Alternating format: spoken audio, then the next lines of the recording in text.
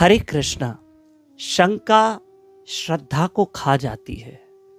जब इंसान के मन में डाउट्स आते हैं ना, आध्यात्मिक जीवन में, भक्ति जीवन में, जब हमारे जीवन में शंकाएं आती है ना, तो वो शंकाएं हमारे भक्ति को रोक देती है।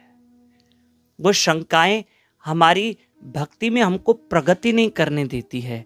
याद रखना, आध्यात्मिक जीवन में, भक्ति जीवन में ये शंका, ये डाउट्स, इसका तुरंत हमें निवारण करना है। देखो, भगवत गीता में अर्जुन ने भगवान कृष्ण से कितने प्रश्न किए और भगवान भी तुरंत उनके, अर्जुन के प्रश्नों के उत्तर दे रहे हैं ताकि उस प्रगति में रुकावट न हो।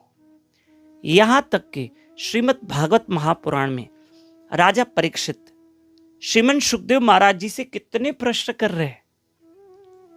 हाँ, और श्रीमन सुखदेव महाराज जी राजा परीक्षित को हर प्रश्न का उत्तर दे रहे हैं और क्लियर करते जा रहे हैं।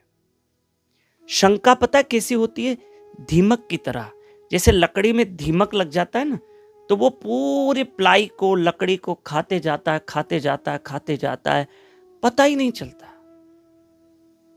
और वो दीमक ऐसे फैलता जाता है, बढ़ता जाता है कि वो पूरे अलमारी को खोखला बना सकता है। पूरी हमारी पलंग जो सेटी है, जो सबको वो कमजोर कर सकता है, खोखला कर सकता है। दीमक है ना, ऐसे शंका भी दीमक की तरह है। आध्यात्मिक जीवन में याद करना, यदि शास्त्रों के प्रति, यदि ईश्वर के प्रति, यदि गुरु के प्रति, संतों के प्रति हमारे मन में कुछ शंकाएं हैं, तो तुरंत उसका गुरु महाराज के पास जाकर उसका निवारण करो, तुरंत करो। हर समस्या का हल है, आज नहीं तो कल है, लेकिन है सही। शंका दीमक की तरह है। जैसे दीमक लकड़ी को खा जाता है, प्लाई को खा जाता है, शंका हमारी श्रद्धा को खा जाती है। मैं सही कह रहा हूं। आध्यात्मिक जीवन में, भक्ति जीवन में शंका का जल्दी समाधान करो, जल्दी समाधान करो। हाँ, कभी आपने भगवत गीता पढ़ी, कभी आपने भागवत पुराण पढ़ी, आपको कोई शंका आई, तुरंत प्रश्न करो। अरे, गीता में भगवान श्री कृष्ण 4 अध्याय के 34वें श्लोक में कह रहे हैं कि अर्जुन, तुम गुरु के पास जाकर विनीत होकर उनसे जिज्ञासा करो। जाओ गुरु के पास, विनीत होकर तुम अपनी जिज्ञासाएं कर सकते हो। तुम्हारी जो शंकाएं हैं, तुम्हारे अंदर जो जिज्ञासा है, तुरंत उसका समाधान करो। मेरी माताओं, शंका को अगर हम, मेरे भाइयों, अगर शंका को मन में जगह दी, शास्त्रों में कोई शंका निकली, या भगवत गीता पढ़ ली, या भगवान की लीलाएं सुनते हैं, मन में शंका आई, ऐसे कैसे? तुरंत उस शंका का निवारण करो, नहीं तो शंका फैलती जाएगी, फिर भक्ति छूटने का एक खतरा रहता। इसलिए शंका श्रद्धा को खा जाती है, शंका श्रद्धा को कमजोर कर देती। फिर लोग कहते हैं हमारा भगवान से विश्वास उठ गया।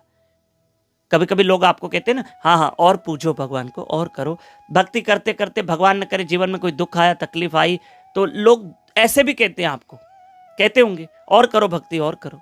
देखो तुम्हारे जीवन में दुख आया, तो हमारे मन में और शंका आ जाती। इसलिए शंका का जल्दी निवारण करो। एक विशेष सूचना, ये कथा तो आगे फॉरवर्ड करेंगे, पर एक विशेष सूचना, प्लीज एक रिक्वेस्ट, मेरी बात सुनिए कि परसों 29 तारीख से पितृपक्ष शुरू है।